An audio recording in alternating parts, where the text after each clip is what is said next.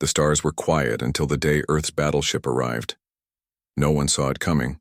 Not the Zevran Dominion, not the Virex, not even the traders who moved between planets like dust on the wind. It began with a flash of light far beyond the outer edge of known space. Something big had come through. Sensors across the galactic frontier picked it up, but no one could believe what they were seeing. On board the ship, the crew was still getting their bearings. Captain Daniel Harper stood near the front of the bridge, looking out at the strange stars ahead. Beside him, his second-in-command, Lieutenant Commander Rachel Blake, studied the data scrolling across her screen. "We're not where we thought we'd be," she said. Harper frowned. Define not where. She tapped a few buttons. "We came out of the jump tunnel, but not in our galaxy. We're somewhere else." A heavy silence fell over the room. The USS Independence was supposed to be testing a new kind of engine, one that could push human ships farther than ever before. No one expected to end up light years from home floating in unknown space. "Any signs of life?" Harper asked. "Yes, sir," said Marcus Lee, the linguistics officer. "Lots of it. Signals, traffic, ships moving between systems. Whoever's out there, they're organized." Before anyone could respond, alarms began to sound. "Sir, we've got company," said the tactical officer. Outside the viewscreen, a fleet of alien ships appeared, sleek, dark, and built for war. They surrounded the Independence like wolves circling prey. "They're scanning us," Rachel said. "Return passive scans only," Harper ordered. But the aliens didn't seem interested in talking. Suddenly, one of them fired a pulse of energy toward the human ship. "Shield integrity holding," the engineer reported. "Are they attacking us?" someone asked. "Maybe they think we're hostile," Marcus suggested. "Or maybe they don't know what we are," Harper replied. He looked at the alien ships again. They were fast, but not faster than light. They carried weapons, but nothing that could break through the Independence's armor. "Stand down weapons," he said. "No response unless fired upon." Rachel gave him a worried look. "Sir, if they fire again, then we'll decide what to do," he said calmly. But none of them knew that this moment would change everything. Far away, on a planet ruled by the Zevran Dominion, High Council members watched the footage of the encounter. They did not see a lost ship. They did not see explorers. They saw something ancient, something feared. "The Iron World has returned," one whispered. And across the galaxy, fear began to spread. The alien fleet did not wait for answers. The moment the first shot was fired, the others followed. Beams of red and blue light streaked through space, slamming into the USS Independence. "Shields holding," the tactical officer shouted. "But they're charging another volley." Captain Daniel Harper stood tall, his face calm but his mind racing. "No return fire, not yet." "Sir, if they keep this up," Rachel Blake began. "I know," he said. "But we don't know why they're attacking. I won't start a war without knowing the reason." Outside, the alien ships moved fast, weaving between each other like dancers in a deadly ballet. They were smaller than the Independence, but there were many of them. Then something changed. The alien commander gave a new order, and their weapons shifted to a higher power setting. Impact in 10 seconds. The tactical officer warned. Harper made his choice. "Activate point defense systems," he ordered. "Target incoming fire only." Rachel nodded and pressed the command. With a low hum, the Independence came alive. Dozens of small, glowing lasers shot out from hidden ports along the hull. They moved faster than the eye could follow, intercepting enemy fire mid-flight. Explosions bloomed in space like fireworks, harmless now that their energy had been spent. The aliens hesitated. "They've stopped firing," Rachel said. For a few heartbeats, the silence held. Then one ship broke formation. It charged forward, aiming straight for the Independence. "That's not a move of peace," Marcus Lee said. "Defensive railgun, .5, Harper ordered. A deep thunk echoed through the ship as the weapon fired. A metal slug the size of a man shot out at incredible speed. It struck the alien vessel's engine, tearing through armor like paper. The ship spun out of control and exploded. The rest of the alien fleet reacted instantly. They turned and fled, leaving behind burning wreckage and stunned silence. Inside, the Independence Eye? No one spoke at first. We just beat a whole fleet, Rachel said quietly. And they didn't expect us to, Harper replied. Marcus looked at the data. They called us something in their last transmission. Iron World. What does that mean? He shook his head. Not sure yet, but it sounds important. On distant planets, news spread fast. Across star systems linked by ancient networks, rumors flew. A single ship had arrived from the void. It carried no fear. It showed no weakness, and it had sent an entire battle group running. Some called it a miracle. Others, a warning. Across the galaxy, leaders watched and listened.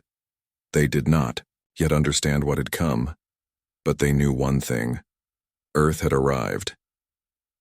The crew of the USS Independence did not celebrate their victory. There was no cheering, no smiles. They had just defeated a whole alien fleet, but Captain Daniel Harper knew that one battle did not mean peace. We need to understand why they attacked, he said, looking at the broken ships floating in space. Behind them, Rachel Blake stood beside him. They were scared, she said. Not angry, scared. Marcus Lee, the linguistics officer, had been working non-stop since the fight ended. He held up a data drive taken from one of the wrecked alien ships. This might help, he said. It's full of old records. Maybe we can find answers. Back on the bridge, the crew watched as more signals came in from across space. Some were panicked, others curious. News of the battle had spread fast. They're calling us the Iron World, Marcus said later, reading translated text from the drive. There are old stories about a powerful enemy that once threatened the galaxy. They vanished long ago. Now, some think we are them. Harper frowned. So they think we're ancient enemies come back? Looks like it, Rachel replied. And if they believe that, they won't stop attacking. Meanwhile, other voices reached out to the Independents. Not all wanted war. Some asked for help. Others begged for protection. One message came from a planet called Virex 9. The voice on the screen was weak, tired. It belonged to a woman named Kaila, a leader of her people. You are not the first to fight the Zevran, she said, but you may be the first who can win. Harper looked at Rachel. Do we respond? She nodded. We have to learn more. If the Zevran are rulers of this part of space, then we've just made a very big enemy. Over the next few days, the crew worked hard. Engineers checked every system. Scientists studied alien tech, and Marcus tried to piece together the history of this galaxy. What they found was not comforting. For thousands of years, the Zevran Dominion had ruled with force. They crushed rebellions before they could grow. They controlled trade, travel, even what planets could build. But now, something had changed.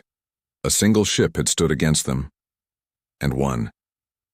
On distant worlds, whispers began to rise. Hope flickered in places where it had long been smothered. If one ship could make the Zevran run, what else could happen?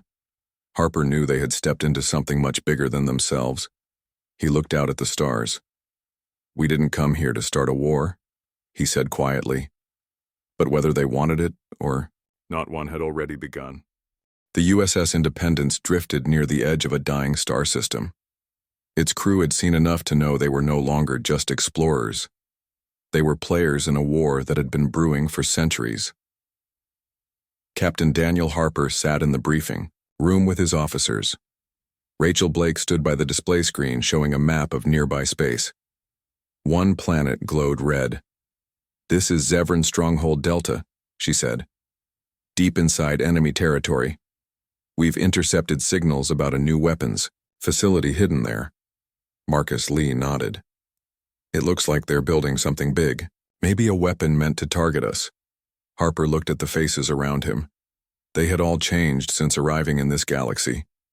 Once, they had only thought about getting home. Now, they had to decide what kind of role they would play. He finally spoke. We can't let them build something that could wipe us out. Rachel leaned forward. A direct attack would be suicide, but we don't need to destroy the whole base. Just take out their ability to use whatever they're building. Harper agreed. Then we send a team in. 2 volunteers stepped up. Lieutenant Sarah Mitchell and Chief Engineer Paul Ramirez. Sarah was a skilled fighter, trained in stealth missions. Paul knew alien tech better than anyone on board. They led a small strike team through the back channels of the Zevran-controlled space, using stolen codes and old trade routes no longer used. After 2 days of careful movement, they reached the surface. The base was built into the side of a mountain, hidden beneath layers of rock and energy shields. Using Virex intel, given to them by Kayla, the rebel leader, the team found a weak spot in the base's defenses. They slipped inside through an old maintenance tunnel. Inside, the air was cold and filled with the hum of machines. They moved fast and quiet. Sarah took point, scanning every corner before moving ahead. Paul followed close behind, carrying the explosives. They reached the core of the base, a massive chamber filled with glowing panels and alien writing. It was clear this place was not just a factory. "This is more than a weapons lab," Paul whispered. "They're testing something powerful." Sarah nodded. "Then we make sure they never get to finish it." They set the charges and moved out just as alarms began to sound. The Zevran guards were closing in. They barely made it out in time. As they lifted off from the planet, the base exploded behind them, lighting up the sky. Back on the Independence E, the crew watched the footage. Harper looked at Rachel. "Did we just start something bigger?" She didn't answer right away. "I think we already were in it," she said quietly. The explosion on Zevran Stronghold Delta lit up the night sky of the planet for hours. It was not just a military setback, it was a message. The humans had struck deep into Zevran space, and they had done it without being stopped. News spread fast across the galaxy. Rebel groups that had lived in fear for centuries began to whisper new hope. Small planets under Zevran rule started to resist. Trade routes were blocked. Supply lines were cut. The USS Independence had become a symbol. Back on board, Captain Daniel Harper watched reports come in from all over. Some systems declared themselves free, others asked for help, but not all news was good. "Zevran fleets are moving," Rachel Blake said during a morning briefing. "They're pulling ships from every border. Looks like they're preparing for war." Harper sat back in his chair. He had hoped to avoid full conflict. Now it seemed unavoidable. Marcus Lee, the linguistics officer, looked at his screen. "They're calling us world breakers now. Not just Iron World. They think we're here to end their empire."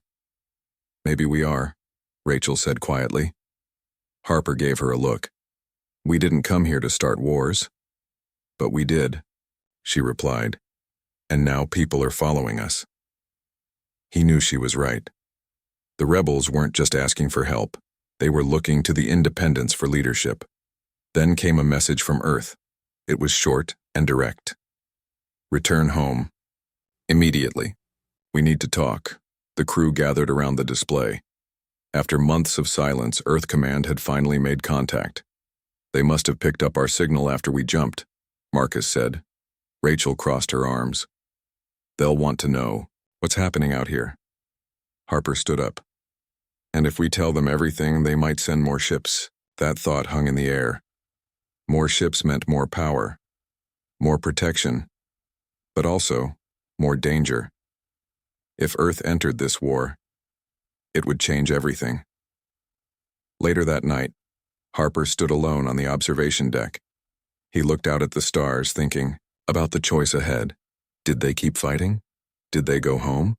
Or did they try to bring peace to a galaxy on the edge of war? He didn't have the answer yet, but time was running out. Far away, the Zevran were gathering their strength, and soon there would be no turning back. The USS Independence was alone when the Zevran Armada found it. They came from all directions, hundreds of ships, dark and silent, forming a ring around the human vessel like wolves closing in on a lone deer. "We're surrounded," Rachel Blake said, eyes fixed on the tactical display. Captain Daniel Harper stood tall, his face calm even as his heart pounded. "Shields up, weapons ready, but hold fire unless ordered." The Zevran didn't send messages. They didn't ask for surrender. Instead, they opened fire, Beams of energy lit up space as the first wave struck the Independence as shields. "Alarms!" screamed across the ship. "Shield strength at 90%, the engineer called out. "Holding! Return fire with railguns," Harper ordered. "Target their lead ships." The ship shuddered as its weapons roared to life. Metal slugs the size of small cars shot through space, faster than sound. They tore through Zevran, armor like knives through paper. One by one, enemy ships exploded or spun out of control, but there were too many. Wave after wave, the Zevran attacked. They knew they couldn't match the Independence's power, so they tried to wear it down. Shield strength dropping to 70. Point defense systems are maxed. Harper looked at the screen. They couldn't keep this up forever. "Activate tactical AI," he said. "Let it help us predict their moves." Rachel nodded and flipped the switch. Within seconds, the ship's combat systems became faster, sharper. It began firing not just at targets, but at predicted paths. It shot down enemy fire before they could reach the hull. Slowly the tide turned. The Zevran fleet started to break apart. Some ships fled. Others were destroyed. The Independence pushed forward, cutting through the battlefield like a storm. Then, a message came in. "It's from the Zevran High Council," Marcus Lee said, surprised. "They want to talk." Harper didn't hesitate. "Put them through." A voice filled the bridge, cold, tired, but full of fear. "You have proven your strength," the Zevran leader said. "We cannot defeat you. We ask for peace." Silence followed. Everyone waited for Harper's answer. He looked at Rachel. She gave him a small nod. "Peace," he said slowly. "If you end your rule over other worlds, if you let them choose their own future." There was a pause. Then the voice spoke again. "So be it." On distant planets, people heard the news. The war was over, but the galaxy would never be the same. The USS Independence floated in the quiet space between stars. The war was over, but the silence felt heavy, not peaceful. Captain Daniel Harper stood on the observation deck, watching the distant lights of alien ships pulling back. The Zevran were gone. Their empire was broken. For the first time in thousands of years, other species could breathe without fear. Rachel Blake walked up beside him. "They're really leaving," she said. Harper nodded. "Looks like it." "And now what?" she asked. "Do we go home?"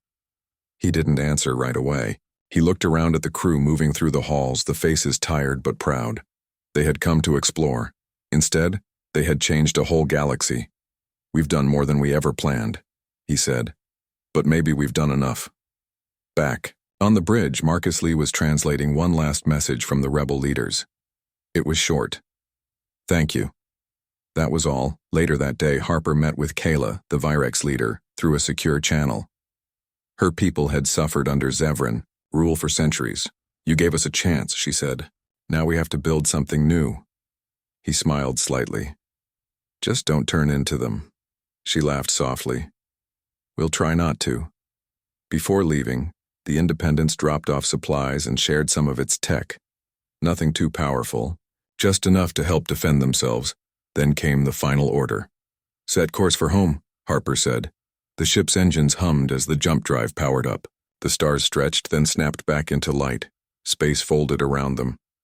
As they left, the galaxy watched. From planets near and far, children heard stories of the humans who came from the void. Teachers told their students about the Iron World. That did not conquer but freed.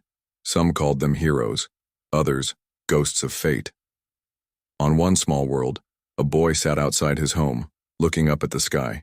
His father pointed to a star. "That's where they came from," he said. The boy asked, "Will they come back?" The father smiled. "Maybe, or maybe someone else will go to them." And so, the legend began. Not of war, but of hope. Far across the stars, the USS Independence flew toward Earth. Its mission had been to explore. Instead, it had become a storm, and the galaxy would never forget the thunder it brought.